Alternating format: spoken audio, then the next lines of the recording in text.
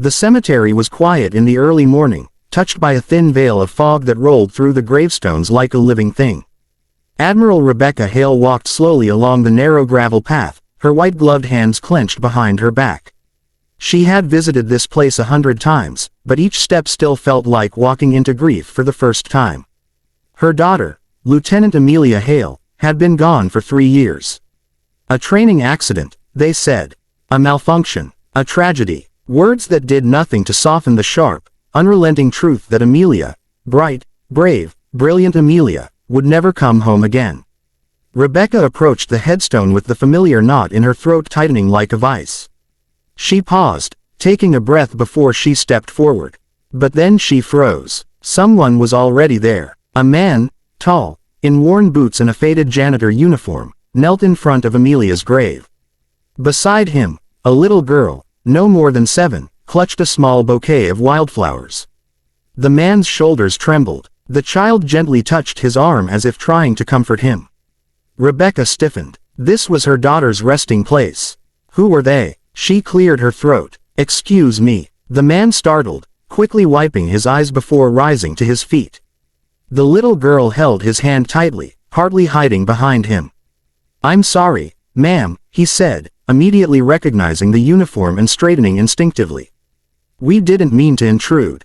Rebecca looked between them. His tear-stained face, the child's soft eyes, the flowers they had brought.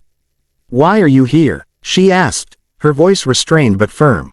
The man swallowed. My name is Ethan Cole. This is my daughter, Lily. I used to clean the training facility your daughter worked in. He looked back at the grave. Lieutenant Hale, she was very kind to me.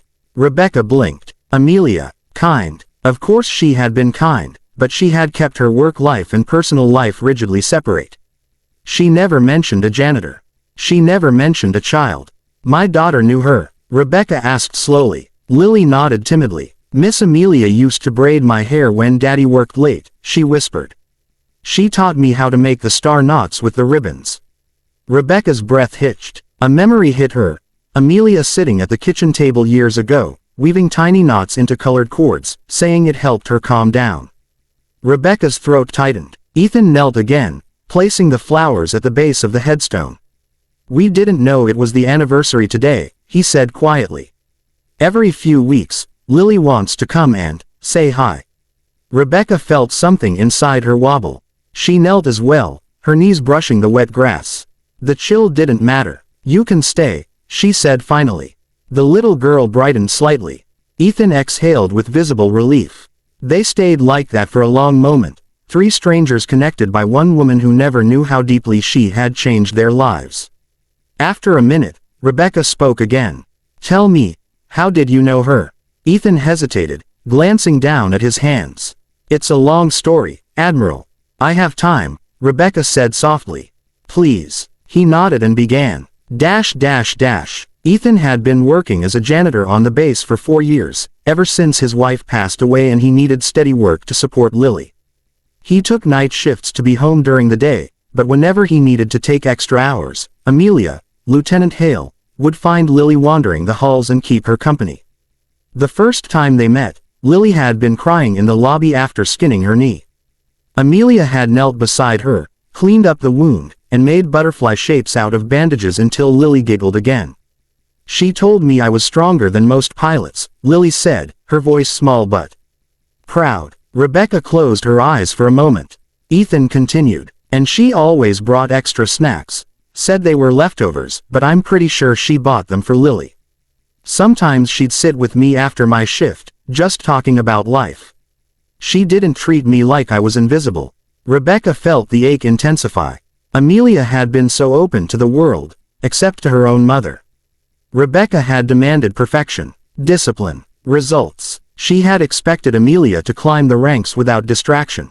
She had never asked who her daughter talked to, who she helped, who she braiding ribbons for. Why are you crying today? Rebecca asked gently. Ethan stared at the headstone. Because she saved my life, he said. And I could never repay her. Lily squeezed his hand. Rebecca looked at him sharply. Saved your life? How? Ethan took a shaky breath. There was an accident one night.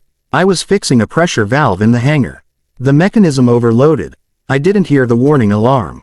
Amelia was the one who ran in, grabbed me, and dragged me out just before it blew. Rebecca's heartbeat stalled. The explosion destroyed half the panel. If she hadn't been there, Ethan's voice cracked. Lily would have lost me. Silence spread like a heavy blanket. Rebecca stared at Amelia's name carved into stone. She had known her daughter was brave. She had not known how many lives she had quietly touched. She never told me, Rebecca whispered. She didn't want recognition, Ethan said. She said real heroes don't count the people they help, they just keep helping. A tear slipped from Rebecca's eye, falling onto the cold marble. Lily gently touched her arm. Miss Amelia said you were the bravest person she knew, the girl said softly. She said you taught her everything about courage. Rebecca covered her mouth, shoulders shaking. The child's words slipped into a part of her heart she didn't know was still open. Slowly, she reached out and wrapped her arms around Lily. The girl hugged her back without hesitation. I wish I had known her the way you did, Rebecca whispered into the girl's hair. Ethan lowered his gaze. She loved you, Admiral. She talked about you a lot, more than you think. Rebecca looked up sharply. She talked about me. Every time she saw Lily do something brave, she'd say, "That's my mom in her." Ethan smiled sadly. She said you taught her to stand her ground. To fight for what she believed in. To be strong. Rebecca's chin trembled. She always acted like I pushed her too hard. You pushed her because you believed in her, Ethan said gently. She knew that, even when she didn't say it. The Admiral wiped her face. The fog had begun to lift, sunlight slipping through in faint golden beams. It made Amelia's name gleam. Ethan stood. We should give you some time alone. But Rebecca reached out. No, stay, please. He paused, then slowly sat again beside her. Lily nestled between them, setting her small bouquet more neatly against the grave. For a long moment, none of them spoke. They simply existed, sharing the same grief, the same silent gratitude. Ethan, Rebecca said quietly, what do you do when you feel like you failed someone you love? He looked startled by the question. Then he exhaled. You didn't fail her, he said softly. You raised a woman who saved people. Who loved people. She made the world better because of you. Rebecca stared ahead, eyes blurred with tears. She had spent 3 years punishing herself for not being the mother she wished she had been. Hearing it from someone whose life Amelia had changed, it felt like a bomb she didn't know she needed. Lily leaned into her. Miss Amelia said heaven has big blue skies, she whispered. She said pilots like her fly there. Rebecca closed her eyes, letting the tears fall freely. After a while, Rebecca asked, Lily, would you like to visit with me sometimes? Not just today. On other days too. Lily nodded eagerly. Can we bring ribbons? She asked. Miss Amelia liked when I tied them on the tree. Rebecca smiled. Genuinely, for the first time in a long time. Of course we can. Ethan looked stunned. Admiral, you don't have to include us. But I want to, Rebecca said simply. My daughter loved you both. That's enough for me. Ethan swallowed hard, emotion tightening his voice. Thank you. Rebecca placed her hand over Amelia's engraved name. Do you know, she whispered, she used to pretend she wasn't scared before every deployment. She didn't want me to worry. She looked at Ethan. But she told you things she never told me.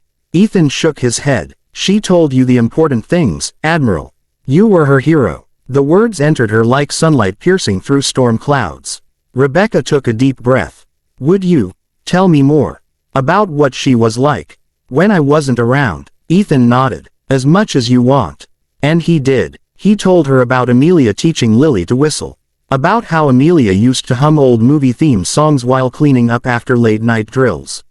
About how she once stayed 2 hours after her shift to help him fix a jammed service cart. About how she laughed, loud and bright, at Lily's silly jokes. Each story rebuilt parts of Amelia Rebecca had forgotten or never known.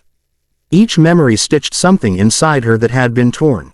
By the time the sun had climbed higher, melting away the last of the fog, they had shared an entire tapestry of Amelia's hidden kindnesses.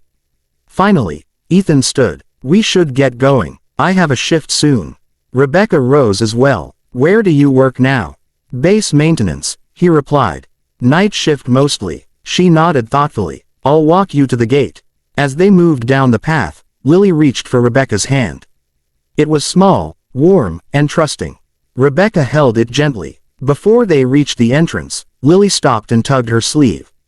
"Admiral." "Yes, sweetheart. If you ever feel sad," Lily said softly, "you can sit with us. Daddy tells good stories." Rebecca felt her chest warm. "I'd like that." Ethan gave an embarrassed smile. "She's friendly. She's wonderful," Rebecca said. They reached the gate. Ethan hesitated. "Thank you for letting us share today with you." "Thank you," Rebecca said, "for giving me pieces of my daughter I didn't know I was missing." Ethan's eyes flickered with emotion. He nodded and began walking away with Lily. But after a few steps, Rebecca called out, "Ethan." He turned. "If you ever need anything," she said quietly, "you come to me." "Not as an admiral, as Amelia's mother." Ethan breathed in sharply. "I will, ma'am." He lifted Lily into his arms, and the two of them walked down the road, their figures gradually softening into the sunlight. Rebecca watched them until they disappeared from view. Then she looked back toward Amelia's grave, standing alone at the top of the hill. For the first time in 3 years, the sight didn't feel like an open wound. It felt almost like peace.